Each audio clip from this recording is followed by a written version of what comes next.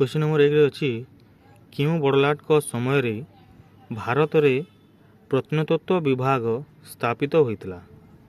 Option अच्छी Lord Curzon, Lord Bentinck, Lord Ripon, Lord Dufferin. उत्तरटी होची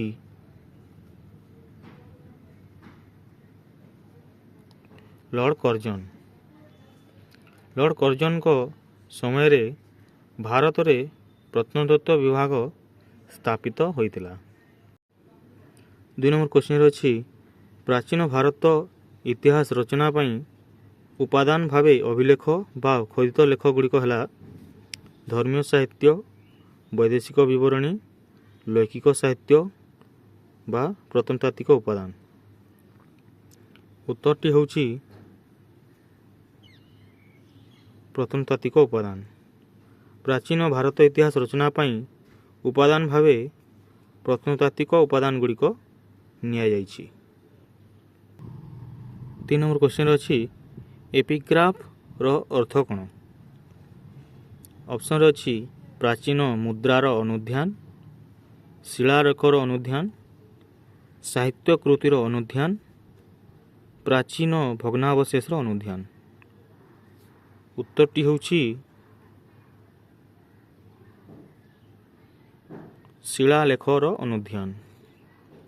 एपिग्राफर अर्थ होची शिलालेखर अनुध्यान। 4 नंबर क्वेश्चन अच्छी मुद्रा अनुध्यान पद्धति को कौन कहा जाए। ऑप्शन अच्छी एपिग्राफी, मुद्रा तत्व, प्राचीन कालर अवशेषर अध्ययन, अभिलेखागार उपादान। उत्तरटी होची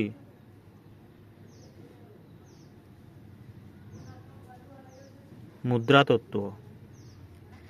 मुद्रार अनुध्यान पद्धति को मुद्रा तत्व कहा जाए।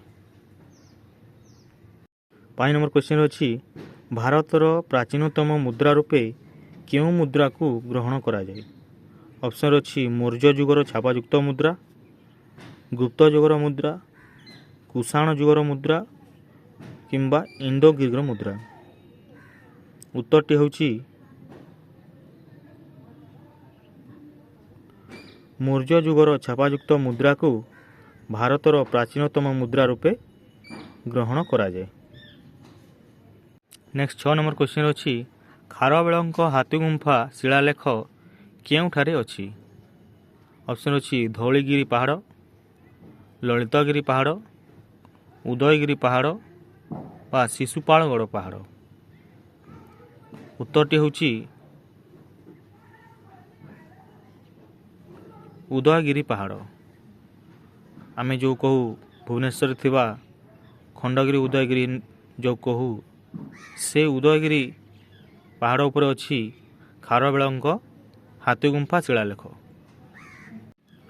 नेक्स्ट क्वेश्चन 7 नंबर अच्छी क्यों अभिलेख माध्यम शासक माने निज निजर प्रशंसा व्यक्त करुथिले।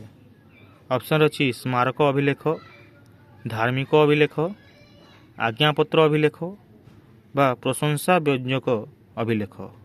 उत्तरटी होची प्रशंसा व्यंजक अभिलेख द्वारा शासक माने निज निजर प्रशंसा व्यक्त करथिले। 8 नंबर क्वेश्चन अच्छी प्रयाग प्रशस्ति किए रचना करथिले। ऑप्शन अच्छी हरिसेन, हर्षवर्धन, कालिदास, समुद्रगुप्त। उत्तरटी होची हरिसेन, जे कि थिले समुद्रगुप्तंक मंत्री। हरिसेन प्रयाग प्रशस्ति रचना करथिले जाहाकु कि इलाहाबाद प्रशस्ति मध्य कहा जाए। 9 नंबर क्वेश्चन अच्छी गौतम पुत्र सातकर्णी गुणगान संपर्क में क्यों जना पड़ी थाए। ऑप्शन अच्छी ओहोल प्रशस्ति, प्रयाग प्रशस्ति, नासिक प्रशस्ति किंबा हाथीगुंफा अभिलेखरू। उत्तरटी होची नासिक प्रशस्ति। नासिक प्रशस्ति गौतम पुत्र सातकर्णी गुणगान संपर्क में जना पड़ी थाए। 10 नंबर क्वेश्चन अच्छी ଦ୍ୱିତୀୟ ପୁଲକେଶୀଙ୍କ ଗୁଣଗାନ ସମ୍ପର୍କରେ କେଉଁଥିରୁ ଜଣାପଡ଼ିଥାଏ? ଅପସନ୍ରେ ଅଛି ଲୁମ୍ବିନୀ ଅଭିଲେଖରୁ, ଜୌଗଡ଼ ଅଭିଲେଖରୁ, ମଧୁବନ ଆଜ୍ଞାପତ୍ରରୁ କିମ୍ବା ଐହୋଲ ପ୍ରଶସ୍ତିରୁ। ଉତ୍ତରଟି ହେଉଛି ଐହୋଲ ପ୍ରଶସ୍ତିରୁ। ଐହୋଲ ପ୍ରଶସ୍ତିରୁ ଦ୍ୱିତୀୟ ପୁଲକେଶୀଙ୍କ ଗୁଣଗାନ ସମ୍ପର୍କରେ ଜଣାପଡ଼ିଥାଏ। 11 ନମ୍ବର କ୍ୱେଶ୍ଚନ୍ ଅଛି କେଉଁଥିରୁ ସମ୍ରାଟ ଅଶୋକଙ୍କ ଗୁଣଗାନ ସମ୍ପର୍କରେ ଜଣାପଡ଼ିଥାଏ? ଅପସନ୍ରେ ଅଛି ଲୁମ୍ବିନୀ ଅଭିଲେଖ, ନାଳନ୍ଦା ତାମ୍ରପତ୍ରରୁ, ହାତୀଗୁମ୍ଫା ଅଭିଲେଖରୁ କିମ୍ବା ଅପସଡ଼ ଅଭିଲେଖରୁ। ଉତ୍ତରଟି ହେଉଛି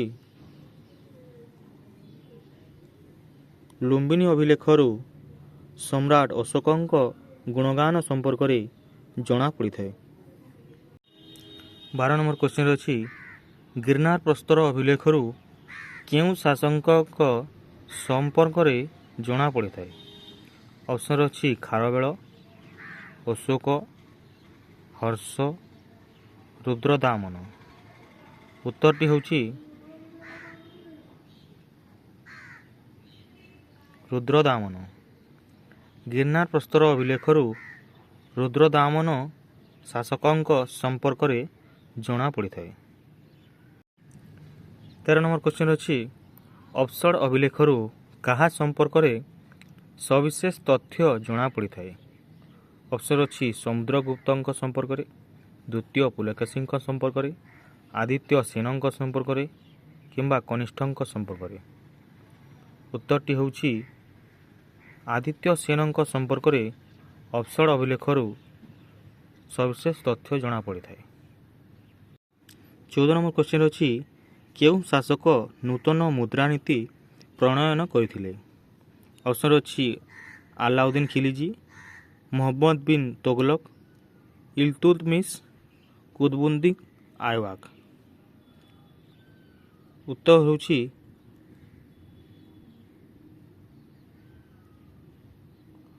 ମହମ୍ମଦ ବିନ୍ ତୋଗଲକ। ମହମ୍ମଦ ବିନ୍ ତୋଗଲକ ନୂତନ ମୁଦ୍ରାନୀତି ପ୍ରଣୟନ କରିଥିଲେ।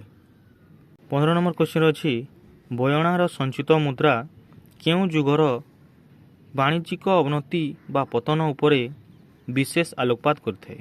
ଅପସନ୍ ଅଛି ମୌର୍ଯ୍ୟ ଯୁଗର, ଗୁପ୍ତ ଯୁଗର, କୁଷାଣ ଯୁଗର, ଶୁଙ୍ଗ ଯୁଗର। ଉତ୍ତରଟି ହେଉଛି ଗୁପ୍ତ ଯୁଗର। ବୟଣାର ସଞ୍ଚିତ ମୁଦ୍ରା ଗୁପ୍ତ ଯୁଗର ବାଣିଜ୍ୟିକ ଅବନତି ବା ପତନ ଉପରେ ବିଶେଷ ଆଲୋକପାତ କରିଥାଏ।